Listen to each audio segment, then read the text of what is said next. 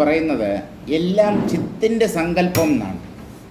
ഓരോ വസ്തുക്കൾക്കും തനതായ സ്വഭാവം ഉള്ളതുപോലെ തീരുമാനിക്കുന്നത് ചിത്താണ്. ചിത്ത് മറിച്ച് തീരുമാനിച്ചിരുന്നെങ്കിൽ ഇപ്പോഴുള്ളവയുടെ സ്വഭാവങ്ങൾ മറ്റൊരു രീതിയിലാകുമായിരുന്നു, വേറൊരു തരത്തിലാകുമായിരുന്നു.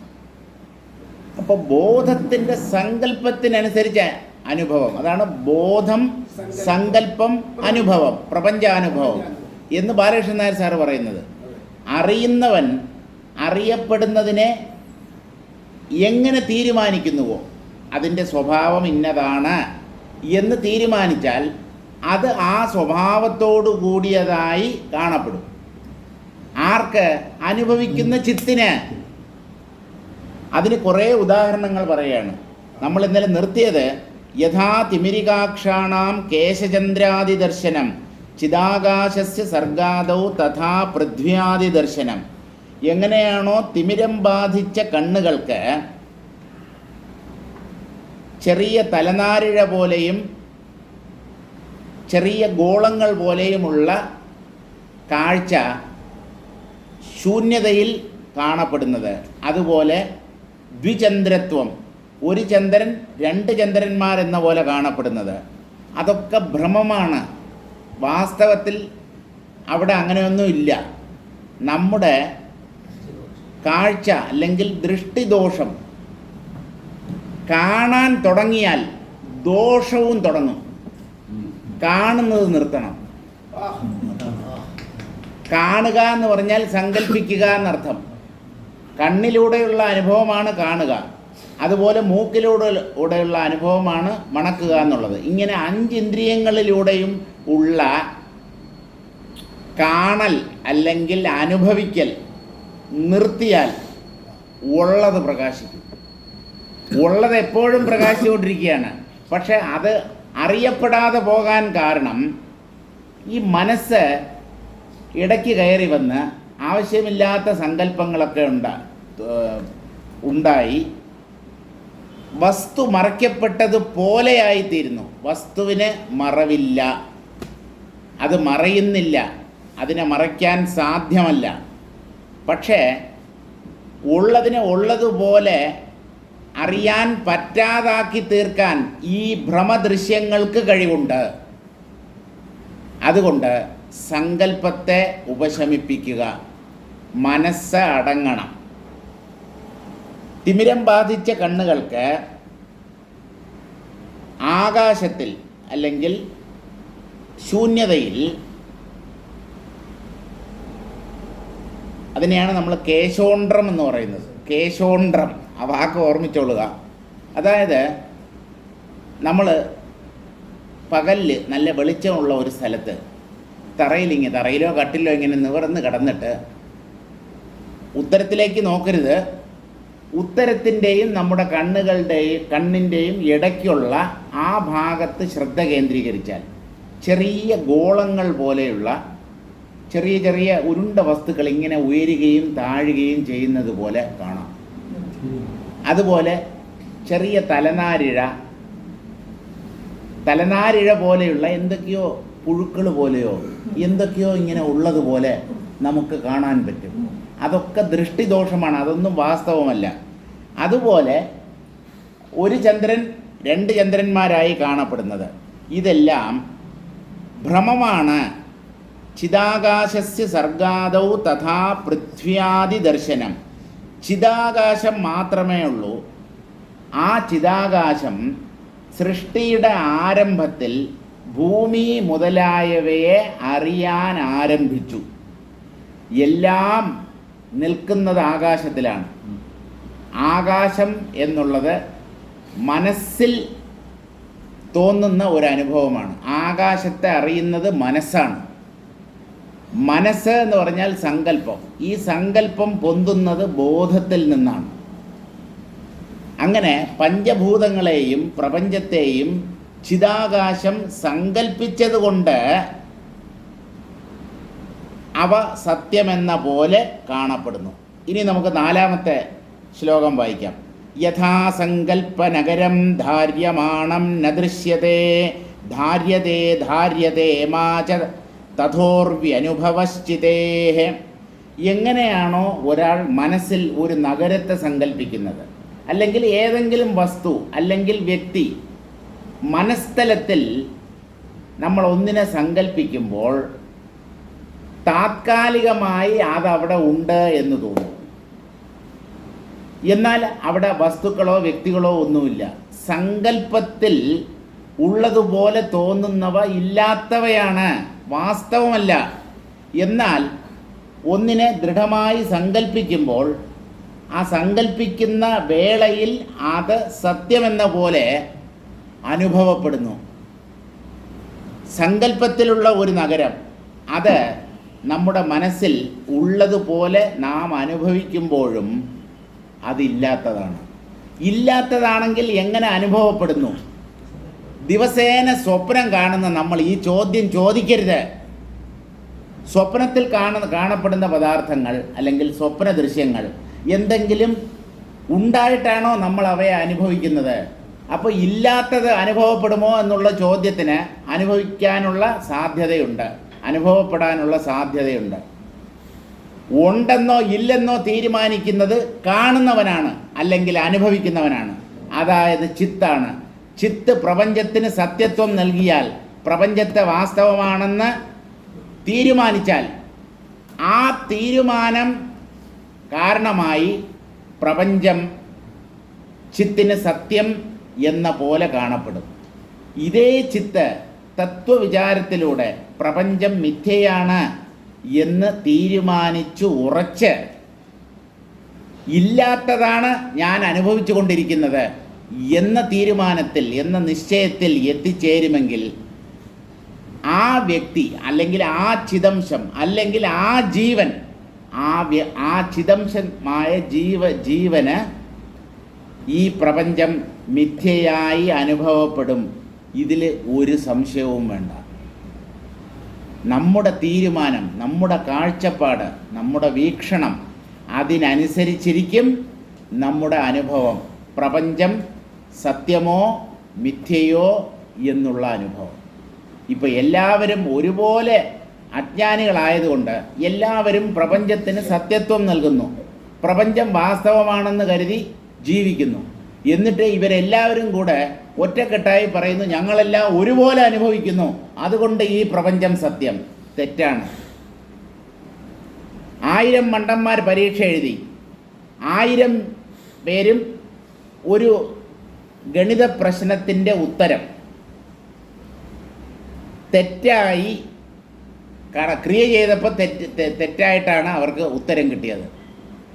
ഭാഗ്യത്തിന് ഈ 1000 പേർക്കും ഒരേ തെറ്റായ ഉത്തരം കിട്ടി എന്ന് വിചാരിക്കുക. അതുകൊണ്ട് മാത്രം, ഞങ്ങൾ 1000 പേർക്ക് ഒരേ ഉത്തരം കിട്ടി എന്നുള്ളത് കൊണ്ട് മാത്രം ആ ഉത്തരം ശരിയാകുമോ? ഉത്തരം ശരിയാണോ തെറ്റാണോ എന്ന് നിഷ്പക്ഷമായ ബുദ്ധി, സൂക്ഷ്മ വിശകലനം, അതിലൂടെയാണ് നാം തീരുമാനിക്കേണ്ടത്. എല്ലാവർക്കും ഒരുപോലെ അനുഭവപ്പെടുന്നു എന്നുള്ളത് കൊണ്ട് മാത്രം ഈ പ്രപഞ്ചം സത്യമാകണമെന്നില്ല. സത്യമല്ല. ഈ പ്രപഞ്ചം വാസ്തവമല്ല. തത്വദർശികൾക്ക് ഈ കാര്യം നല്ലപോലെ ഉറപ്പ് വന്നിട്ടുണ്ട്. അവർക്ക് ഈ കാര്യത്തിൽ ഒരു സംശയവുമില്ല. അപ്പോൾ സങ്കല്പത്തിലുള്ള നഗരം ധരിക്കപ്പെട്ടാലും ധരിക്കപ്പെടുന്നില്ലയോ? ധരിക്കപ്പെടുക എന്ന് പറഞ്ഞാൽ വസ്ത്രം ധരിക്കുന്നത് പോലെ എന്നല്ല, അത് അനുഭവിക്കപ്പെട്ടാലും, അത് വാസ്തവമാണെന്ന് സ്വപ്നദ്രഷ്ടാവിന് തോന്നിയാലും വാസ്തവത്തിൽ അങ്ങനെ ഒരു ലോകം ഇല്ല. കാരണം അത് സ്വപ്നത്തിലെ ലോകമാണ്. അപ്പോൾ ജാഗ്രതയിലെ ലോകം ഉണ്ടല്ലോ എന്ന് പറഞ്ഞാൽ ഈ ജാഗ്രത തന്നെ മറ്റൊരു സ്വപ്നമാണ് എന്നാണ് വസിഷ്ഠ മഹർഷിക്ക് പറയാനുള്ളത്. ദീർഘസ്വപ്നമിമം വിദ്ധി ദീർഘം വാ ചിത്തവിഭ്രമം ദീർഘം വാവി മനോരാജ്യം സംസാരം രഘുനന്ദന. എത്ര പ്രാവശ്യം നമ്മൾ ഈ ശ്ലോകം വായിച്ചിട്ടുണ്ടെന്നറിയാമോ? എത്ര നമ്മുടെ ക്ലാസ്സുകളിൽ മിക്കവാറും ഈ ശ്ലോകം ആവർത്തിച്ച് പറഞ്ഞിട്ടുള്ളതുമാണ്. ഇതൊരു നെടിയ കിനാവ്. ഗുരുദേവൻ അങ്ങനെയാണ് തർജ്ജമ ചെയ്യുന്നത്. ദീർഘസ്വപ്നം, ദീർഘം എന്ന് പറഞ്ഞാൽ നീളമുള്ളത്, നീണ്ടത്. നെടിയ കിനാവിത്, തുടർന്ന് നിൽക്കുന്ന എന്ന് പറഞ്ഞാൽ ഒരു 100 1000 കൊല്ലം നീണ്ടു നിൽക്കുന്നത് എന്നല്ല, പല ജന്മങ്ങൾ കഴിഞ്ഞിട്ടും ഈ പ്രപഞ്ചം സത്യമെന്ന പോലെയാണ് ജീവന്മാർക്ക് അനുഭവപ്പെടുന്നത്. അതുകൊണ്ട് ഇതൊരു അനന്ത സ്വപ്നമാണ്. ഈ സ്വപ്നം എപ്പോൾ അപ്രത്യക്ഷമാകുമെന്ന് ചോദിച്ചാൽ സത്യം കണ്ട് ഉണരുമ്പോൾ. സ്വപ്ന ദൃശ്യങ്ങൾ എപ്പോഴാണ് മാഞ്ഞു പോവുക? ഉണരുമ്പോൾ. ഉണരുകയല്ലാതെ വേറെ ഒരു മാർഗവുമില്ല. സ്വപ്നസ്ഥിതിയിൽ തുടരുന്നിടത്തോളം സ്വപ്നം അനുഭവപ്പെട്ടുകൊണ്ടേയിരിക്കും. ധാര്യതേ മാച, ഇത് ഉള്ളതാണ്, സത്യമാണ് എന്ന് ജീവന്മാർ വിധി എഴുതിയാലും ഇത് യഥാർത്ഥത്തിൽ ഇല്ലാത്തതാണ്. ഭ്രമം കൊണ്ട് ഉള്ളതുപോലെ തോന്നുന്നു. തഥാ ഉർവ്യ അനുഭവശ്ചിതേഹം, അതുപോലെ തന്നെയാണ് ഭൂമി മുതലായ പഞ്ചഭൂതങ്ങളും പഞ്ചഭൂത സമാഹാരങ്ങളായ പ്രപഞ്ച പദാർത്ഥങ്ങളും ചിത്തിന് അനുഭവപ്പെടുന്നത്. ഇപ്പം ചിത്ത് സങ്കല്പത്തെ കൈവിടണം. എന്താണ് ഈ സങ്കല്പം? ചിത്തിൻ്റെ തന്നെ ശക്തി. ചിത്തിൽ നിന്ന് അനിർവചനീയമായ ഒരു ശക്തി പൊന്തുന്നു. ആ ശക്തിയാണ് പ്രപഞ്ച സൃഷ്ടിക്ക് കാരണം. അതിനെയാണ് മായ എന്ന് വേദാന്ത ശാസ്ത്രം പറയുന്നത്. ആ മായാശക്തി പ്രകടമാകുമ്പോൾ തത്വവിചാരത്തിൻ്റെ സഹായത്തോടുകൂടി വിശകലനത്തിലൂടെ ഇതെന്താണ് എന്ന് വിചാരം ചെയ്യുമ്പോൾ ഇത് വാസ്തവത്തിൽ ഇല്ലാത്ത ഒന്നാണ് എന്ന് അറിയാറാകും. അതായത് കണ്ടാലും ഇല്ലാത്തതാണ് എന്ന് അറിയാറാകും. അപ്പോൾ മിഥ്യയല്ലാതെയായിത്തീരും. മിഥ്യ സത്യമാണ് എന്നാണ് നമ്മൾ ധരിച്ചു വച്ചിരിക്കുന്നത്. വാസ്തവത്തിൽ മിഥ്യയാണ്, പക്ഷേ സത്യമെന്ന പോലെയാണ് നമുക്ക് അനുഭവപ്പെടുന്നത്. ആ ധാരണയൊക്കെ നീങ്ങി ഇത് ഇല്ലാത്തതാണ് എന്ന സത്യം പിടികിട്ടും. ധാര്യമാണം കേനചിത് ആധാരേണ അധ്രിയമാണം നദൃശ്യത്തെ നാനുഭൂയത്തെ. ധാര്യമാണെന്ന് പറഞ്ഞാൽ വ്യക്തമായി പഞ്ചേന്ദ്രിയങ്ങളിലൂടെയും മനസ്സിലൂടെയും അനുഭവപ്പെടുന്ന ഒരു കാഴ്ചയാണ് ഈ പ്രപഞ്ചം. 5 ഇന്ദ്രിയങ്ങൾ മാത്രമേ ഉള്ളൂ ഈ പ്രപഞ്ച വിഷയങ്ങളെ നമുക്ക് അറിയിച്ചു തരാൻ. ഇന്ദ്രിയങ്ങളുടെ വാതിലുകൾ അടച്ചു കഴിഞ്ഞാൽ ബാഹ്യ ദൃശ്യങ്ങളൊക്കെ നിന്നുപോകും, ഒന്നും അനുഭവപ്പെടില്ല. പക്ഷേ അകത്ത് വേറൊരു കുഴപ്പം ചെയ്യുന്ന ഒരുത്തനുണ്ട്, അവനാണ് മനസ്സ്. ഈ മനസ്സ് ഇന്ദ്രിയങ്ങളിലൂടെ അനുഭവിച്ച ദൃശ്യങ്ങളുടെ ഒരു സൂക്ഷ്മരൂപം, അതാണ് വാസന എന്ന് പറയുന്നത്. ആ വാസനയെ നമ്മൾ പോലും അറിയാതെ ഉള്ളിൽ ശേഖരിച്ചു വയ്ക്കും. എന്നിട്ട് നമ്മുടെ ഇന്ദ്രിയ വാതിലുകളൊക്കെ അടയ്ക്കപ്പെടുമ്പോൾ, അതായത് നമ്മൾ ഉറങ്ങുമ്പോൾ, അകത്തുള്ള ഈ പണ്ടാരം, ഈ നശിച്ചവൻ, ഈ മനസ്സ് എന്ന് പറയുന്ന അലവലാതി, വേറെ അസഭ്യ വാക്കുകൾ ഉണ്ടെങ്കിൽ അതും കൂടെ ചേർത്തോളൂ. ഈ അലവലാതി എന്ത് ചെയ്യുമെന്ന് പറഞ്ഞാൽ അകത്തിരുന്നു കൊണ്ട് ഓരോ ദൃശ്യങ്ങളിങ്ങനെ ഉണ്ടാക്കി കാണിക്കും. നമ്മൾ ജാഗ്രത അവസ്ഥയിൽ 5 ഇന്ദ്രിയങ്ങളിലൂടെ അനുഭവിച്ച വസ്തുക്കൾ അല്ലെങ്കിൽ വ്യക്തികളാണ് മിക്കവാറും നമ്മുടെ സ്വപ്നത്തിൽ വരുന്നത്. അല്ലെങ്കിൽ അവയുടെ കോമ്പിനേഷൻസ് വരാം. കുതിരയുടെ തലയും മനുഷ്യൻ്റെ ശരീരവും ഉള്ള ഒരു രൂപത്തെ നിങ്ങൾക്ക് സ്വപ്നത്തിൽ കണ്ടുകൂടെ? എന്തായാലും യഥാർത്ഥ ജീവിതത്തിൽ നമ്മൾ അങ്ങനെ ഒരു ദൃശ്യത്തെ കാണാൻ പോകുന്നില്ല. കുതിരയുടെ തലയാണെങ്കിൽ കുതിരയുടെ ശരീരമായിരിക്കും, മനുഷ്യൻ്റെ ശരീരമാണെങ്കിൽ മനുഷ്യൻ്റെ തലയായിരിക്കും. ഇപ്പോൾ ഈ 2 ദൃശ്യങ്ങളുടെ ഓരോ അംശങ്ങൾ ചേർത്ത് കുതിരത്തലയും മനുഷ്യ ശരീരവും അങ്ങനെ ഒന്നിനെ മനസ്സിനെ ഉണ്ടാക്കി കാണിക്കാൻ ഒരു പ്രയാസവുമില്ല. പക്ഷേ അങ്ങനെ ഒന്നിനെ നമ്മൾ കണ്ടു എന്നതുകൊണ്ട് അങ്ങനെ ഒരു വിചിത്ര രൂപം യഥാർത്ഥത്തിൽ ഉണ്ട് എന്ന് കരുതിയാൽ അത് അബദ്ധമാണ്. മനസ്സിൻ്റെ സങ്കല്പമാണ് ഈ പ്രപഞ്ചം, മനസ്സിൻ്റെ സങ്കല്പമല്ലാതെ മറ്റൊന്നുമല്ല.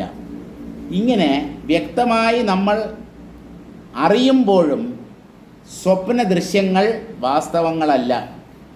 എന്തുകൊണ്ടെന്ന് ചോദിച്ചാൽ, ധാര്യമാണം കേനചിത് ആധാരേണ അധ്രിയമാണം. ഈ കാണപ്പെടുന്ന കാഴ്ചകൾക്ക് എന്താണ് അധിഷ്ഠാനം? ഏത് അധിഷ്ഠാനത്തിൽ നിന്നാണ് ഈ കാഴ്ച പൊന്തുന്നത്? കാഴ്ച നമ്മൾ കാണുന്നതാണ്. നമ്മൾ അല്ലെങ്കിൽ കാണുന്നവനില്ലെങ്കിൽ കാഴ്ചകളില്ല. ഈ കാഴ്ചകൾ സത്യമാകുന്നത് നമ്മൾ അവയ്ക്ക് സത്യത്വം നൽകുന്നത് കൊണ്ടാണ്. സ്വപ്ന പദാർത്ഥങ്ങൾ എങ്ങനെയാണ് സത്യമാകുന്നത്? സ്വപ്നം കാണുന്ന വ്യക്തി അതൊക്കെ വാസ്തവമാണ് എന്ന് തെറ്റിദ്ധരിക്കുന്നു. അപ്പോൾ അതൊക്കെ സത്യമെന്ന പോലെ തോന്നുന്നു. അങ്ങനെ സത്യമെന്ന പോലെ അയാൾ അനുഭവിച്ചാലും ഉറങ്ങി എഴുന്നേൽക്കുമ്പോൾ അല്ലെങ്കിൽ സ്വപ്നത്തിൽ നിന്ന് പുറത്ത് കിടക്കുമ്പോൾ അവയൊക്കെ മിഥ്യയായിരുന്നു എന്ന കാര്യം സ്വപ്നദ്രഷ്ടാവിന് ബോധ്യപ്പെടുന്നുണ്ട്. അതുകൊണ്ട് ദൃശ്യങ്ങളിലല്ല കുഴപ്പം, കാണുന്നവനിലാണ്, ദ്രഷ്ടാവിലാണ് കുഴപ്പം. നിങ്ങളോട് അല്ലെങ്കിൽ നമ്മോട് ആര് പറഞ്ഞു ഈ പ്രപഞ്ചം സത്യമാണെന്ന് തീരുമാനിക്കാൻ? On what basis you have arrived at this decision? ഇത് സത്യമാണ് എന്ന് തീരുമാനിക്കാൻ നിങ്ങളുടെ പക്കൽ അതിന് ഉപോദ്ബലകമായ എന്തെങ്കിലും യുക്തിയുണ്ടോ? യുക്തിയുടെ അടിസ്ഥാനത്തിൽ ഇത് സത്യമാണെന്ന് നിങ്ങൾ തീരുമാനിക്കൂ, അല്ലെങ്കിൽ തെളിയിക്കൂ, ഞങ്ങളും അംഗീകരിക്കാം. പക്ഷേ യുക്തിയുടെ അടിസ്ഥാനത്തിൽ, യുക്തിയുടെ ഉരകല്ലിൽ ഉരച്ചു നോക്കുമ്പോൾ ഈ പ്രപഞ്ചം സത്യമല്ല എന്ന അറിവാണ് ഒരാൾക്കുണ്ടാവുന്നത്. അതുകൊണ്ട് നമ്മൾ ചിന്തിക്കാൻ ശക്തിയുള്ളവരാണെങ്കിലും ചിന്താശേഷിയെ വിനിയോഗിക്കാത്തവരാണ്. യുക്തിയുക്തമായി ചിന്തിക്കാൻ മനുഷ്യന് സാധിക്കുന്നില്ല. അങ്ങനെ മനുഷ്യരെ ചിന്തിക്കാൻ പ്രേരിപ്പിക്കുന്നതാണ് ഈ വേദാന്ത ശാസ്ത്രം. വേദാന്തം നിരത്തുന്ന യുക്തികളിലൂടെ വിചിന്തനം ചെയ്യുമ്പോൾ ഈ പ്രപഞ്ചം മിഥ്യയാണ് എന്ന് കൂടുതൽ ഉറച്ചു വരും. അവസാനം പൂർണ്ണ ബോധ്യമാകും ഇതില്ല. സ്വപ്നത്തിൽ പോലും ദൃശ്യങ്ങൾക്ക് നാം സത്യത്വം കൽപ്പിക്കുകയില്ല എന്ന ഒരു നില കൈവരും. അപ്പോൾ ദൃശ്യങ്ങളുടെ മിഥ്യാത്വം നമ്മുടെ ഉള്ളിൽ ഉറച്ചു കഴിഞ്ഞു എന്ന് തീരുമാനിക്കാം. ഈ ഭ്രമദൃശ്യങ്ങൾക്ക് യഥാർത്ഥത്തിൽ ഒരു അധിഷ്ഠാനമില്ല. എവിടെ നിന്ന് പൊന്തുന്നു, എന്തിനു പൊന്തുന്നു, എങ്ങനെ പൊന്തുന്നു, എത്ര കാലം ഇത് നിലനിൽക്കും, ഇതൊന്നും തീരുമാനിക്കാൻ പറ്റില്ല. പ്രപഞ്ചത്തിൻ്റെയും സ്ഥിതി മറ്റൊന്നല്ല.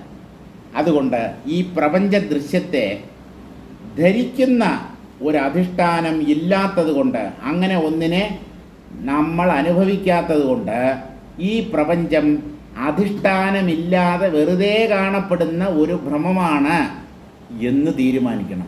അധിഷ്ഠാനം ഉണ്ടായിരുന്നെങ്കിൽ വേദാന്ത ശാസ്ത്രം ആ അധിഷ്ഠാനത്തെ കണ്ടെത്തുമായിരുന്നു. ഭ്രമത്തിന് അധിഷ്ഠാനമില്ല, യുക്തിയില്ല. പക്ഷേ ഈ ഭ്രമം ഉള്ളതുപോലെ തോന്നുന്നത് ഒരധിഷ്ഠാനത്തിലാണ്. ആ അധിഷ്ഠാനത്തെയാണ് ബ്രഹ്മം എന്ന് പറയുന്നത്. അല്ലാതെ ഈ ദൃശ്യങ്ങൾക്ക് തനതായ വാസ്തവികതയില്ല. അതിനെ ഉണ്ട് എന്നറിയുന്നത് ബ്രഹ്മമായതുകൊണ്ട് ഈ ജീവന്മാരെല്ലാവരും ബ്രഹ്മമാണ്. ആ ബ്രഹ്മം ദൃശ്യങ്ങൾക്ക് സത്യത്വം കൽപ്പിക്കുന്നത് കൊണ്ട് ദൃശ്യങ്ങൾ ഉള്ളതായിത്തീരുന്നു. അങ്ങനെ സങ്കല്പിക്കാതിരുന്നാൽ, ദൃശ്യം ഭ്രമമാണ് എന്ന് ചിത്ത് തീരുമാനിച്ചാൽ ദൃശ്യം ഇല്ല. അപ്പോൾ ഉണ്ട് എന്ന് തീരുമാനിക്കപ്പെടുന്നത് കൊണ്ട് മാത്രമാണ് ദൃശ്യങ്ങൾ ഉള്ളവയായിത്തീരുന്നത്. സാങ്കല്പികൈരേവ സ്തംഭകുഡ്യാദിഭിർധാര്യതേ യദ്യപി തഥാപി സാങ്കല്പിക സ്തംഭാദേരവസ്തുത്വാത് മാധാര്യത്തെ നധാര്യത്തെ ച തഥോർവ്യവീത്യർത്ഥ. സ്വപ്നത്തിൽ നമ്മൾ തിണ്ണ, മതിൽ, തൂൺ തുടങ്ങിയ വസ്തുക്കളെയൊക്കെ കാണുന്നു. സ്വപ്നത്തിൽ എന്താ കാണാൻ പറ്റാത്തത്? മഹാവിഷ്ണുവിനെ പോലും നമുക്ക് സ്വപ്നത്തിൽ കാണാം. മഹാപുരുഷന്മാരെ നമുക്ക് സ്വപ്നത്തിൽ ദർശിക്കാം. ശങ്കരാചാര്യർ നമ്മുടെ അടുത്ത് വന്ന് ബ്രഹ്മസത്യം ജഗന്മിഥ്യ ജീവോ ബ്രഹ്മൈവ നാപരഃ എന്ന് പ്രത്യക്ഷമായി ഉപദേശിക്കുന്നത് പോലെ സ്വപ്നം കാണാം. ജാഗ്രത്തിൽ അങ്ങനെ ഒരു അനുഭവം സാധ്യമല്ല. അപ്പോൾ ജാഗ്രത്തിനേക്കാളും വ്യാപ്തി സ്വപ്നത്തിലുണ്ട്. സ്വപ്നത്തിൽ സാധ്യതകൾ ഏറെയാണ്. Possibilities are much more than the waking state. സ്വപ്നം ഭ്രമമാണ് എന്നുള്ളത് ശരി തന്നെ. പക്ഷേ ജാഗ്രത്തിൽ അനുഭവിക്കാൻ പറ്റാത്ത പലതിനെയും നമുക്ക് സ്വപ്നത്തിൽ അനുഭവിക്കാം എന്നുള്ളത് കൊണ്ട് അതിന് വ്യാപ്തി ഏറും. അപ്പോൾ സ്വപ്നത്തിൽ കാണപ്പെടുന്ന സ്തംഭം, കുഡ്യം എന്ന് പറഞ്ഞാൽ ചുവര്, തിണ്ണ, ഇങ്ങനെയുള്ളവ ഇതൊക്കെ കട്ടിയുള്ളതാണ്, ഭാരമുള്ളതാണ്, മണ്ണ് കൊണ്ടോ സിമെൻറ്റ് കൊണ്ടോ ഒക്കെ നിർമ്മിക്കപ്പെടുന്നവയാണ്. പക്ഷെ സ്വപ്നത്തിൽ കാണപ്പെടുന്ന തൂണും ചുവരും തിണ്ണയും ഒന്നും വാസ്തവമല്ല. ഒരു വസ്തുക്കൾ കൊണ്ടും നിർമ്മിക്കപ്പെട്ടവയല്ല ഈ പറയപ്പെട്ട ഒന്നും തന്നെ. എന്നാൽ പിന്നെ നമ്മൾ എങ്ങനെ കാണുന്നു? ആരും നിർമ്മിക്കാത്തത്, ഒരു അസംസ്കൃത വസ്തുവിനാലും നിർമ്മിക്കപ്പെടാത്തത്, അതിനെ നമ്മൾ എങ്ങനെയാണ് സത്യമെന്ന് കാണുന്നത് എന്ന് ചോദിച്ചാൽ, നിങ്ങൾ അതിന് സത്യത്വം കൽപ്പിക്കുന്നു. വാസ്തവത്തിൽ അങ്ങനെ ഒരു വസ്തു ഇല്ലേയില്ല.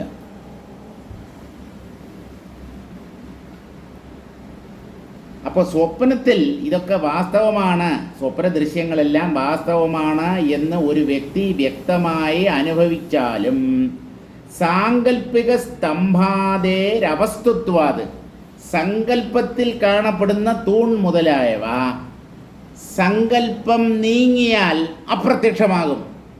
അപ്പം ആ തൂണിൽ സ്വപ്ന ദൃശ്യങ്ങളിൽ ഉള്ള സ്റ്റഫ്, അതിലുള്ള സത്ത, അതിൽ കഴമ്പായിട്ടുള്ളത് എന്താണെന്ന് ചോദിച്ചാൽ നമ്മൾ കൊടുക്കുന്ന അല്ലെങ്കിൽ സ്വപ്ന ദ്രഷ്ടാക്കൾ നൽകുന്ന സത്യത്വം മാത്രമാണ്. ആ സത്യത്വത്തെ അയാൾ നൽകാൻ തയ്യാറല്ലെങ്കിൽ സ്വപ്ന പദാർത്ഥങ്ങളെ സ്വപ്നത്തിനകത്ത് തന്നെ മിഥ്യ എന്ന് നമുക്ക് തീരുമാനിക്കാൻ കഴിഞ്ഞാൽ നമ്മൾ സ്വപ്നത്തിൽ ഭ്രമിക്കുകയില്ല. പക്ഷേ സ്വപ്നത്തിൽ അങ്ങനെ തീരുമാനിക്കാൻ പറ്റില്ല എന്നുള്ളതാണ് വേറൊരു വസ്തുത. സ്വപ്നത്തിൽ നമ്മൾ when we are into the dream, നമ്മൾ സ്വപ്നത്തിലകത്ത് പ്രവേശിച്ചു കഴിഞ്ഞാൽ പിന്നെ നമുക്ക് നിയന്ത്രണമില്ല. മനസ്സ് എന്തെന്തിനെ ഉണ്ടാക്കി കാണിക്കുന്നുവോ അതിനെയെല്ലാം സത്യം എന്ന് കരുതി ഭ്രമിക്കുകയല്ലാതെ മറ്റു വഴിയില്ല. അതാണ് സ്വപ്നത്തിനകത്തുള്ള കുഴപ്പം. ജാഗ്രത്തിൽ നമുക്ക് നമ്മുടെ ബുദ്ധി പ്രവർത്തിക്കുന്നുണ്ട്. ജാഗ്രത്തിൽ മനസ്സും പ്രവർത്തിക്കുന്നു, ബുദ്ധിയും പ്രവർത്തിക്കുന്നു. സ്വപ്നത്തിൽ വിവേകം നഷ്ടമാകുന്നു, മനസ്സെന്തിനെയൊക്കെയോ ഉണ്ടാക്കി കാണിക്കുന്നു, നമ്മൾ അത് കണ്ട് ഭ്രമിക്കുന്നു. എന്നാൽ ജാഗ്രത അങ്ങനെയല്ല. ജാഗ്രത്തിൽ നമുക്ക് യുക്തി വിചാരം ചെയ്യാനുള്ള സ്വാതന്ത്ര്യമുണ്ട്. അങ്ങനെ ജാഗ്രത്തിൽ ജാഗ്രത് ദൃശ്യങ്ങളെ വിശകലനം ചെയ്ത് അവയുടെ ഇല്ലായ്മ ബോധ്യപ്പെട്ടാൽ ഭ്രമത്തിൽ നിന്ന് മുക്തരാകാം. അപ്പോൾ അനുഭവിക്കുന്നു എന്നുള്ളത് കൊണ്ട് മാത്രം ഒന്ന് സത്യമാകണം എന്നില്ല. ഇതുപോലെ തന്നെയാണ് ഭൂമി മുതലായ ഭൂതങ്ങളുടെയും സ്ഥിതി. ഇതൊക്കെ വാസ്തവമാണ് എന്ന് നമ്മൾ കരുതുമ്പോഴും ഇതൊന്നും യഥാർത്ഥത്തിൽ ഇവിടെ ഇല്ല. യദ്യഥായാവദാഭാതി ചിതി ചിത്വാത് സ്വഭാവതഃ തത്തഥാ താവദാഭാതി തത്ര തത്ര തദാത്മകം. യത് യഥാ യാവദാഭാതി ചിതി, എന്ത് എപ്രകാരം എത്ര കാലം ചിത്തിൽ ഉള്ളതുപോലെ തോന്നുന്നുവോ അത് അത്രയും കാലം അങ്ങനെ തന്നെ സത്യമെന്ന പോലെ കാണപ്പെടുന്നു. അതെന്തുകൊണ്ടെന്ന് ചോദിച്ചാൽ ഈ ചിത്തിൽ ഒരു നിയമമുണ്ട്. ചിത്ത് എന്ന് പറഞ്ഞാൽ പരമാത്മാവ്, ബ്രഹ്മം. അതിലുള്ള നിയമം എന്താണെന്ന് ചോദിച്ചാൽ, ചിത്ത് എന്തിനെ സങ്കല്പിച്ചുറപ്പിക്കുന്നുവോ അല്ലെങ്കിൽ എന്തിനെ ഭാവന ചെയ്യുന്നുവോ, ദൃഢമായി ഭാവന ചെയ്യുന്നുവോ, അത് സത്യമെന്ന പോലെ അനുഭവപ്പെടും. എന്താ കാരണം? സങ്കല്പിക്കുന്ന ഈ ചിത്ത് സത്യമായതുകൊണ്ട് അതിൻ്റെ സത്യത്വം, അതിൻ്റെ മുമ്പിൽ പ്രകാശിക്കുന്ന ഭ്രമദൃശ്യങ്ങൾക്ക് കൈവരുന്നു. പഞ്ചസാര മറ്റൊരു വസ്തുവിനോട് കൂടി ചേർത്താൽ പഞ്ചസാരയുടെ മാധുര്യം ആ മറ്റേ വസ്തുവിൽ സംക്രമിക്കുന്നില്ലേ? കാപ്പിക്ക് സ്വാഭാവികമായിട്ട് മധുരമില്ല. നമ്മൾ എന്ത് ചെയ്യുന്നു? അതിന് മധുരരസം നൽകാനായി പഞ്ചസാര ഇടുന്നു. ഇപ്പോൾ കാപ്പിക്ക് മധുരമുണ്ട് എന്ന് നമ്മൾ പറയുന്നു. കാപ്പിക്ക് സ്വതവേ മധുരമില്ല. കാപ്പിയുടെ മധുരം പഞ്ചസാരയിൽ നിന്ന് പകർന്നു കിട്ടിയതാണ്. ഇത് മനസ്സിലാവുമോ? ഇത് മനസ്സിലാവും. ഇത്രയേ ഉള്ളല്ലേ, കാപ്പി കുടിക്കുന്നത് പോലെയുള്ളല്ലേ, അത്രയേ ഉള്ളൂ. മനസ്സിലാക്കാൻ അത്രയേ ഉള്ളൂ. ബോധം ഒന്നിനെ സത്യം എന്ന് തീരുമാനിച്ചാൽ ബോധത്തിൻ്റെ ഉണ്മ ആ സങ്കല്പിക്കപ്പെട്ട വസ്തുവിൽ അത് ഇല്ലാത്തതാണ്. കാരണം ബോധത്തിൻ്റെ സങ്കല്പത്തിൽ പൊന്തിയതായതുകൊണ്ട് തന്നെ അത് വാസ്തവമല്ല. സങ്കല്പത്തിൽ പൊന്തുന്ന ഒന്നും തന്നെ വാസ്തവമല്ല. അത് ബോധത്തിൻ്റെ സങ്കല്പമായാലും കുട്ടപ്പൻ്റെ സങ്കല്പമായാലും വേലായുധൻ്റെ സങ്കല്പമായാലും സങ്കല്പം എന്നും ഇല്ലാത്തത് തന്നെ. ഈശ്വരൻ്റെ സങ്കല്പം സത്യസങ്കല്പമാണെന്ന് നമ്മൾ പറയുന്നുണ്ട്. സത്യസങ്കല്പനാണ് ഭഗവാൻ. നമ്മൾ സങ്കല്പിച്ചാൽ ഒന്നും സത്യമാവില്ല. നമ്മൾ കിടന്ന് രാപകൽ അധ്വാനിച്ചിട്ട് ഇവിടെ കിടന്ന് മുക്കറയിട്ട് നടന്നിട്ട് ഒന്നും നേടാൻ കഴിയുന്നില്ല. ഭഗവാൻ അങ്ങനെയല്ല. അദ്ദേഹം സങ്കല്പിച്ചു കഴിഞ്ഞാൽ അത് സത്യമാകും. ഇവിടെ നമ്മൾ ഒരു ചോദ്യം ചോദിക്കാൻ വിട്ടുപോകുന്നു. ഭഗവാന്റെ സങ്കല്പങ്ങൾ സത്യമായിത്തീരുന്നു. ആർക്ക്? ഭഗവാനല്ല, ജീവന്മാർക്ക്. അജ്ഞാനികളായ ജീവന്മാർക്കാണ് ഈശ്വര സങ്കല്പത്തിൽ പൊന്തിയ ജഗത്ത് സത്യമെന്ന പോലെ കാണപ്പെടുന്നത്. ഭഗവാൻ ഈ പ്രപഞ്ചത്തെ സത്യമെന്ന് കരുതുന്നേയില്ല. അദ്ദേഹത്തിൻ്റെ അനുഭവത്തിൽ ഈ പ്രപഞ്ചമില്ല. പക്ഷെ അദ്ദേഹത്തിൽ നിന്ന് പൊന്തിയതാണ് ഈ പ്രപഞ്ചം.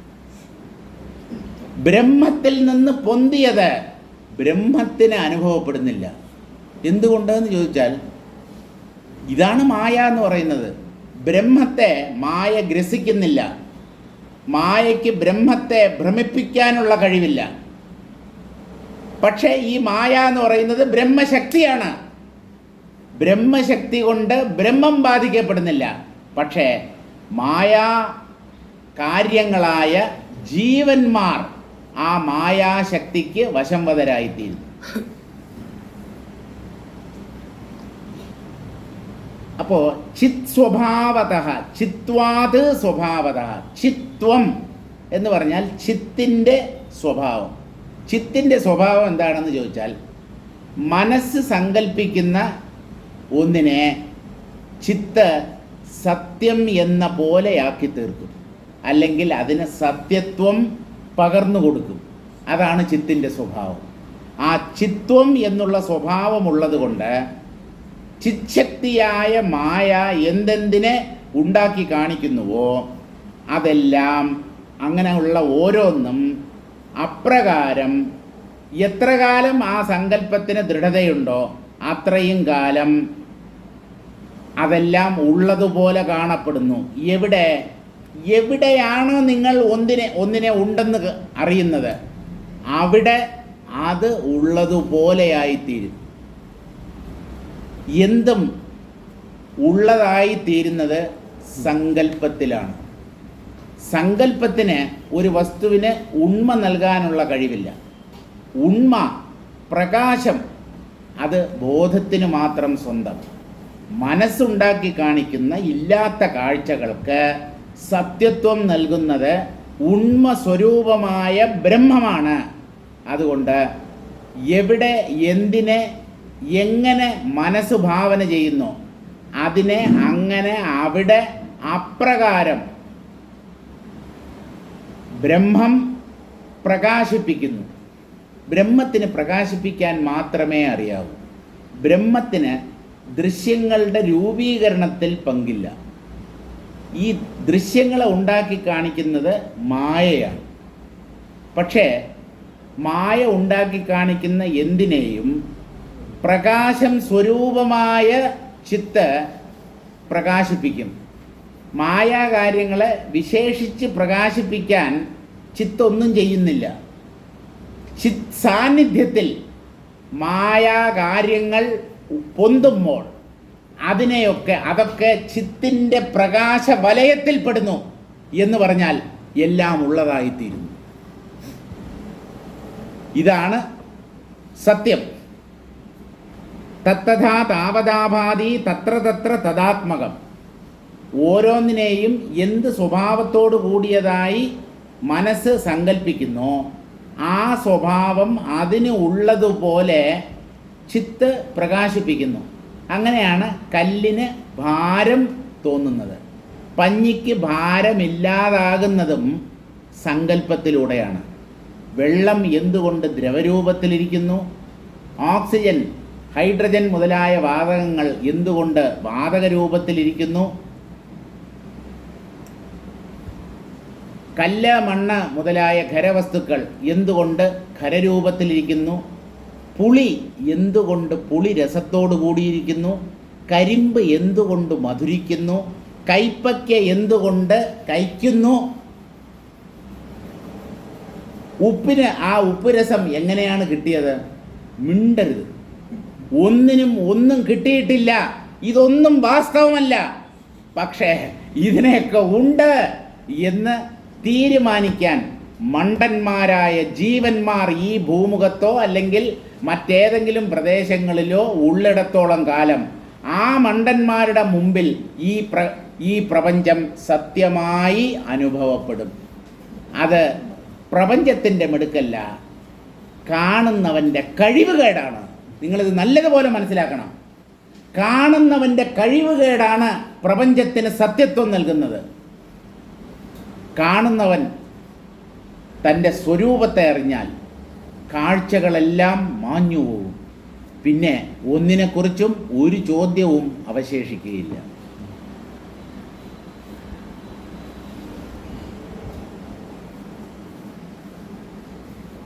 തിമിരാക്രാന്തനേത്രസ്യ കേശോണ്ഡ്രകമിവാംബരേ ചിന്മാത്രസ്യ മഹീഗോളോ യോഭാതഃ സതഥാ സ്ഥിതഃ. തിമിരാക്രാന്തനേത്രൻ. ഈ ആക്രാന്തം എന്നുള്ള വാക്ക് മലയാളികൾ തെറ്റായിട്ട് പ്രയോഗിക്കുകയാണ്. അവന് ചില കാര്യങ്ങൾ കണ്ട ഭയങ്കര ആക്രാന്തമാണ്. ആർത്തി എന്നുള്ള അർത്ഥത്തിലാണ് ആ വാക്ക് പ്രയോഗിക്കുന്നത്. പക്ഷേ ആക്രാന്തം എന്നുള്ള വാക്കിന് ആക്രമിക്കപ്പെട്ടത് എന്നാണ്. കീഴ്പ്പെടുത്തപ്പെട്ടത്, ആക്രമിക്കപ്പെട്ടത്, അധീനതയിലായത് എന്നൊക്കെയാണ് സംസ്കൃതത്തിൽ ആക്രാന്തം എന്ന വാക്കിൻ്റെ അർത്ഥം. തിമിരം കൊണ്ട് ആക്രമിക്കപ്പെട്ട കാഴ്ചയോടുകൂടിയവൻ എന്ന് പറഞ്ഞാൽ തിമിരം ബാധിച്ച കാഴ്ചയുള്ളവൻ. കാഴ്ച അല്ലെങ്കിൽ നേത്രത്തെ തിമിരം ബാധിച്ച് കാഴ്ചശക്തി തകരാറിലായവൻ. അയാൾക്ക് ആകാശത്തിൽ കേശോണ്ഡ്രകം, നേരത്തെ പറഞ്ഞില്ലേ, ചെറിയ തലനാരിഴ പോലെയുള്ള വസ്തുക്കൾ ഉള്ളതുപോലെ അയാൾക്ക് തോന്നുന്നു. അതിന് തിമിരം ബാധിക്കണമെന്ന് തന്നെയില്ല, സാധാരണക്കാർക്ക് തന്നെ അത് അനുഭവിക്കാവുന്നതാണ്. ചിന്മാത്ര അതുപോലെ ഇല്ലാത്തത് എങ്ങനെയാണോ തിമിരം ബാധിച്ച ഒരാൾക്ക് സത്യമെന്ന പോലെ തോന്നുന്നത്, അതുപോലെ ചിന്മാത്രസ്യ ചിത് സ്വരൂപന്, ചിദംശമായ ജീവന്, മഹീഗോളഹ, മഹീഗോളം ഭൂഗോളം, ഈ ഭൂമി, ഉരുണ്ട ആകൃതിയിലുള്ള ഈ ഭൂമി, യോ ഭാതഃ സ തഥാ സ്ഥിതഃ, ഇത് ഇങ്ങനെയാണ് എന്ന് അജ്ഞത കൊണ്ട് ജീവൻ തീരുമാനിക്കുമ്പോൾ ആ ജീവന് അല്ലെങ്കിൽ അതുപോലെയുള്ള അനേകം ജീവന്മാർക്ക് അത് അങ്ങനെ അനുഭവപ്പെടുന്നു. ഇപ്പോൾ ഒന്ന് എന്തുകൊണ്ട് ഇങ്ങനെ, മറ്റൊന്ന് എന്തുകൊണ്ട് അങ്ങനെ, ഇതെന്തുകൊണ്ട് അങ്ങനെ ആയില്ല, അതെന്തുകൊണ്ട് ഇങ്ങനെ ആയില്ല, ഈ ചോദ്യം ഒന്നും ചോദിച്ചിട്ട് കാര്യമില്ല. നിങ്ങൾ അതിനെ അങ്ങനെ അറിയുന്നു, അങ്ങനെയുള്ള സ്വഭാവത്തോട് കൂടിയതായി അതുണ്ട് എന്ന് ദൃഢമായി സങ്കല്പിക്കുന്നു. ആ സ്വഭാവത്തോട് കൂടിയതായി അത് കാണപ്പെടുന്നു. അല്ലാതെ വേറെ ഒരു യുക്തിയുമില്ല. കേശചന്ദ്രാദി അല്ല സർവവസ്തുസ്വഭാവാനാം ചിദധീന സിദ്ധികത്വാത് അധൃത ഗോളകാകാരേണ ചിതാ സിദ്ധായ ഭൂമേഃ താദൃശയേവ സ്വഭാവോ വാ അനുമീയതാമിത്യാശയേനാഹ യദ്യഥേതി. സകല വസ്തുക്കളും ഇല്ലാത്തവ തന്നെയാണ്. ഇവിടെ വാസ്തവത്തിൽ ചിത്തല്ലാതെ മറ്റൊന്നുമില്ല. പക്ഷേ പലതും ഉള്ളതുപോലെ തോന്നുന്നു.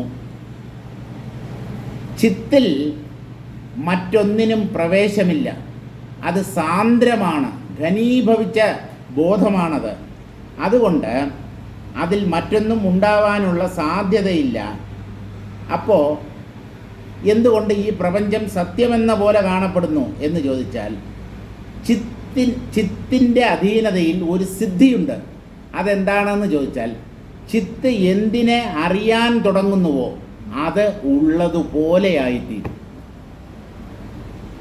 കാണുക അല്ലെങ്കിൽ അറിയുക എന്താണ്? ഒരെണ്ണം കാണപ്പെടുന്നു, അതവിടെ ഉണ്ട് എന്ന് തീരുമാനിക്കുന്നു. ആ ചിത്തിൻ്റെ തീരുമാനമാണ് പ്രപഞ്ചത്തിന് സത്യത്വം പകരുന്നത്. വാസ്തവത്തിൽ ഈ ഭൂമി എന്നുള്ള ഒരു ഗോളം ഇല്ല. ഞങ്ങൾ ഭൂമിശാസ്ത്രം പഠിച്ചിട്ടുണ്ട്, ഭൂമിയുടെ അന്തർഭാഗത്തെക്കുറിച്ച് ഗവേഷണം ചെയ്യുന്നവരാണ്. ഇല്ലാത്തതിനെക്കുറിച്ചാണ് നിങ്ങളുടെ ഗവേഷണം. നിങ്ങൾ ജോഗ്രഫി പഠിക്കുന്നു, ജിയോളജി പഠിക്കുന്നു, എന്തൊക്കെയോ പഠിക്കുന്നു, ഭൂഗർഭശാസ്ത്രം, ഭൂമിശാസ്ത്രം. ഇല്ലാത്ത ഭൂമിയെക്കുറിച്ചാണ് നിങ്ങളുടെ ഗവേഷണവും പഠനവും. നല്ല പോലെ മനസ്സിലാക്കിക്കോളും. അപ്പോൾ ഈ ശാസ്ത്രജ്ഞന്മാരൊക്കെ ബുദ്ധിമാന്മാരോ അല്ലെങ്കിൽ അജ്ഞാനികളോ നിങ്ങൾ സ്വയം തീരുമാനിക്കുക. വേദാന്ത ശാസ്ത്രം പറയുന്നത് ഞങ്ങൾ അംഗീകരിക്കില്ല, നിങ്ങൾ പറയുന്നത് ഞങ്ങളും അംഗീകരിക്കാൻ പോകുന്നില്ല. എന്തേ? അല്ല, നിങ്ങൾ ഒരു നയം പിന്തുടർന്നാൽ അതേ നയം എന്തുകൊണ്ട് ഞങ്ങളും പിന്തുടർന്നുകൂടാ? ഇപ്പോൾ ഒരു സാധാരണക്കാരന് ആരുടെ തീരുമാനമാണ് ശരി എന്നുള്ള ഒരു ആശയക്കുഴപ്പമുണ്ടാവും. ആധുനിക ശാസ്ത്രജ്ഞൻ പറയുന്നതാണോ ശരി, അല്ലെങ്കിൽ പുരാതന ഋഷിമാർ കണ്ടെത്തിയ സത്യമോ ശരി? ഇതിൽ ഒരു തീരുമാനം നമ്മൾ എങ്ങനെ എടുക്കും? ആധുനിക ശാസ്ത്രത്തിൻ്റെ രീതി ഒന്ന് പരിശോധിച്ചാൽ മതി. ഇന്നൊന്ന് പറയും, നാളെ മറ്റൊന്ന് പറയും, മറ്റന്നാൾ വേറൊന്ന് പറയും, മാറ്റി മാറ്റി മാറ്റി മാറ്റി പറഞ്ഞുകൊണ്ടിരിക്കും. അതുകൊണ്ട് അവൻ്റെ ആധുനിക ശാസ്ത്രജ്ഞൻ്റെ വാക്ക് മുഖവിലക്കെടുക്കണ്ട. വേദാന്തികൾക്ക്, ഋഷിമാർക്ക് ഒറ്റ വാക്കേ ഉള്ളൂ, അവർ മാറ്റി മാറ്റി പറയുന്നവരല്ല. കാരണം ഭ്രമദൃശ്യങ്ങൾ മാറുമ്പോൾ ഭ്രമത്തിന് വശംവദനായ ശാസ്ത്രജ്ഞൻ്റെ അഭിപ്രായവും മാറിക്കൊണ്ടിരിക്കും. ഋഷികൾ ഭ്രമത്തെ അതിക്രമിച്ചവരായതുകൊണ്ട്, അവർ സത്യത്തെ വ്യക്തമായി കണ്ടെത്തിയവരായതുകൊണ്ട് അവരുടെ അഭിപ്രായത്തിന് മാറ്റമില്ല. അതുകൊണ്ട് ഋഷികളുടെ അഭിപ്രായത്തെയാണ് നാം സ്വീകരിക്കേണ്ടത്. ആധുനിക ശാസ്ത്രജ്ഞൻ്റെ അഭിപ്രായത്തിന് വില കൽപ്പിക്കേണ്ട എന്നല്ല. ആധുനിക ശാസ്ത്രജ്ഞൻ്റെ അഭിപ്രായത്തെക്കാൾ മുൻതൂക്കം ഋഷിമാരുടെ അഭിപ്രായത്തിന് നൽകണം എന്നുള്ളതാണ് ശാസ്ത്രങ്ങളുടെ തീരുമാനം. ശാസ്ത്രജ്ഞൻ പറയുന്നത് സത്യമല്ലേ? സർ ഐസക് ന്യൂട്ടൺ എന്ന പേരുള്ള ഒരു ശാസ്ത്രജ്ഞനാണ് പറഞ്ഞത്, എല്ലാ വസ്തുക്കളെയും ഭൂമി അതിൻ്റെ കേന്ദ്രത്തിലേക്ക് ആകർഷിക്കുന്നു, അതുകൊണ്ടാണ് മുകളിൽ എറിയപ്പെട്ട ഒരു കല്ല് ഭൂമിയിൽ പതിക്കുന്നത് എന്ന് അദ്ദേഹം ഗുരുത്വാകർഷണ സിദ്ധാന്തം ആവിഷ്കരിച്ചു. അദ്ദേഹം പറയുന്നത് ശരിയാണോ? ശരിയാണ്. ഭൂമി എല്ലാറ്റിനെയും തന്നിലേക്ക് ആകർഷിക്കുന്നു.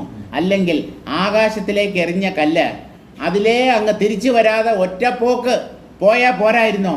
എന്തുകൊണ്ട് അത് ഭൂമിയിലേക്ക് തിരിച്ചു വീഴുന്നു? ഭൂമി അതിനെ ആകർഷിക്കുന്നു. ശരിയല്ലേ?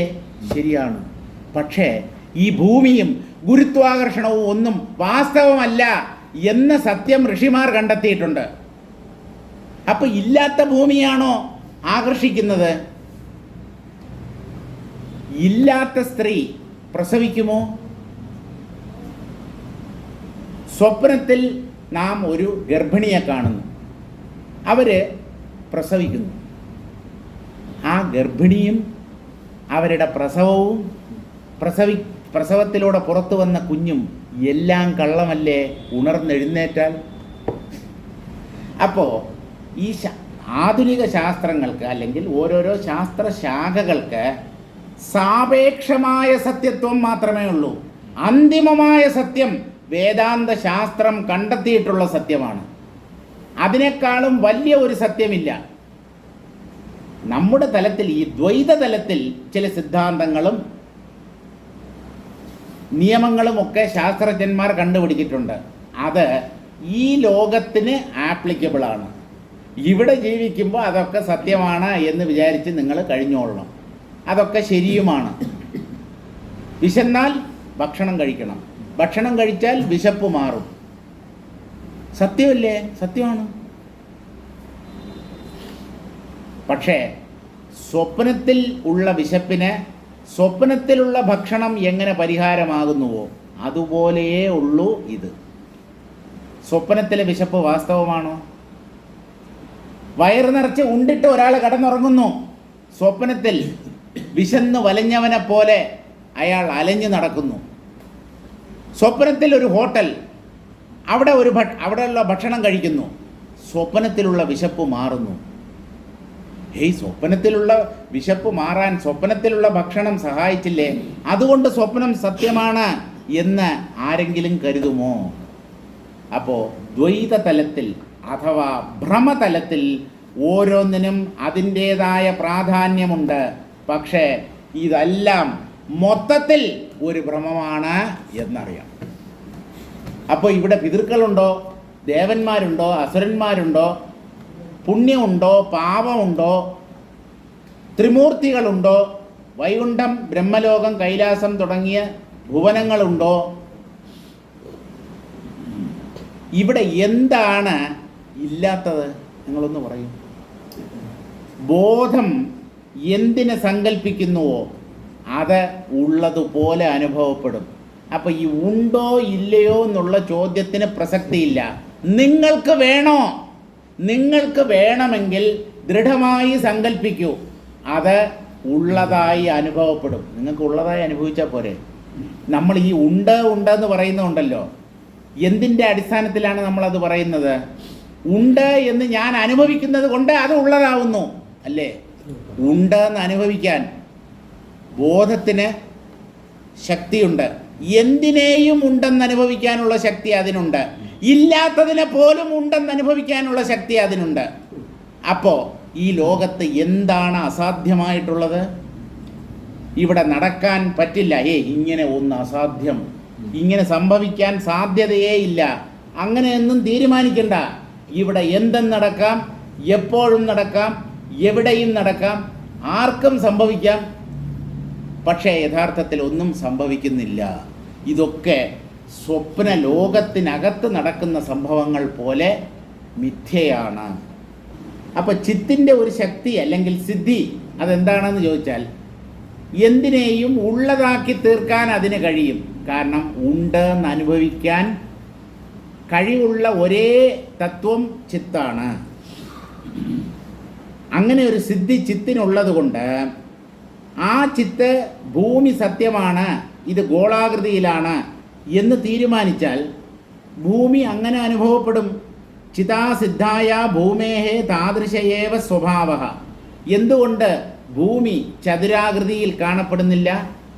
അല്ലെങ്കിൽ അർദ്ധവൃത്താകൃതിയിൽ എന്തുകൊണ്ട് കാണപ്പെടുന്നില്ല? ചിത്ത് അങ്ങനെയാണ് ഗോളാകൃതി ഉള്ളതായിട്ടാണ് സങ്കല്പിച്ചത്. ഭൂമിയെ ഗോളമായിട്ട് ചിത്ത് സങ്കല്പിച്ചത് കൊണ്ട് ഭൂഗോളം എന്ന് നമ്മൾ പറയുന്നു. അല്ലാതെ അതിൽ കവിഞ്ഞ് ഒരു വാസ്തവികതയും അതിനില്ല. അപ്പോൾ ഒന്നിൻ്റെ സ്വഭാവം എന്ന് പറയുന്നത് ചിത്ത് എങ്ങനെ തീരുമാനിക്കുന്നു എന്നതിനെ ആശ്രയിച്ചിരിക്കും. ഏവ സ്വഭാവോ വാ അനുമീയതാമിത്യാശയേന, ഒന്നിൻ്റെ സ്വഭാവം അല്ലെങ്കിൽ ഒന്നിൻ്റെ നേച്ചർ അത് ചിത്ത് സങ്കല്പിക്കുന്നത് കൊണ്ട് തോന്നുന്നതാണ്. ചിത്ത് മാറ്റി സങ്കല്പിച്ചിരുന്നെങ്കിൽ മറ്റൊരു സ്വഭാവം അതിനുള്ളതുപോലെ നമ്മൾ അനുഭവിച്ചേനെ. തദാത്മകമിതി വസ്തുസ്വഭാവ, ചിത്ത് എന്തിനെ ഉണ്ടെന്നറിയുന്നുവോ അതെല്ലാം ചിന്മയമായിരിക്കും. ചിത്തിൻ്റെ പരിധി വിട്ട് പുറത്തു പോകാൻ ദൃശ്യങ്ങൾക്ക് കഴിവില്ല. കാണപ്പെടുന്നവയാണല്ലോ ദൃശ്യങ്ങൾ. ആ ദൃശ്യങ്ങളെ ഉണ്ടെന്ന് അനുഭവിക്കുന്നത് ചിത്താണല്ലോ. അപ്പോൾ ചിത്തിൻ്റെ മണ്ഡലത്തിൽ പെടുന്നത് ചിത്താകാനേ സാധ്യതയുള്ളൂ. ചിത്തല്ലാത്ത ഒന്നിനെ ചിത്തിനറിയാൻ പറ്റില്ല. അല്ല, ഈ പ്രപഞ്ചം ജഡമാണല്ലോ, ജഡത്തെ ചിത്താണല്ലോ ഉണ്ടെന്നറിയുന്നത്. സമ്മതിച്ചു, ഈ ജഡം സത്യമാണ്, ജഡമുണ്ട് എന്ന് ആര് പറഞ്ഞു? അജ്ഞാനികളാണ് ജഡമുണ്ടെന്ന് പറയുന്നത്. ജ്ഞാനികൾ അങ്ങനെ പറയുന്നില്ല. ചിത്തല്ലാതെ മറ്റൊന്നുമല്ല. ചിത്തിൻ്റെ പൂർണ്ണമായ അനുഭവം ഇല്ലാതിരിക്കുമ്പോൾ ചിത്ത് തന്നെ ജഡമെന്ന പോലെ കാണപ്പെടുന്നു. അപ്പോഴും ആ ജഡം ചിത്ത് തന്നെ. അതല്ലേ നമ്മുടെ ആ അദ്ദേഹത്തിൻ്റെ പേര് ശുക്രാചാര്യര് ചിതിഹാസ്തീഹ ചിന്മാത്രം ഇദം ചിന്മയമേവഹി ചിത്വം ചിദഹം ഏതേച ലോകാഹ ചിത് ഇതി സംഗ്രഹ. ഇതാണ് രത്നച്ചുരുക്കം. ചിത്ത് മാത്രമേ, ചിത്തുണ്ട്, അതുമാത്രമേ ഉള്ളൂ, അതല്ലാതെ മറ്റൊന്നുമില്ല.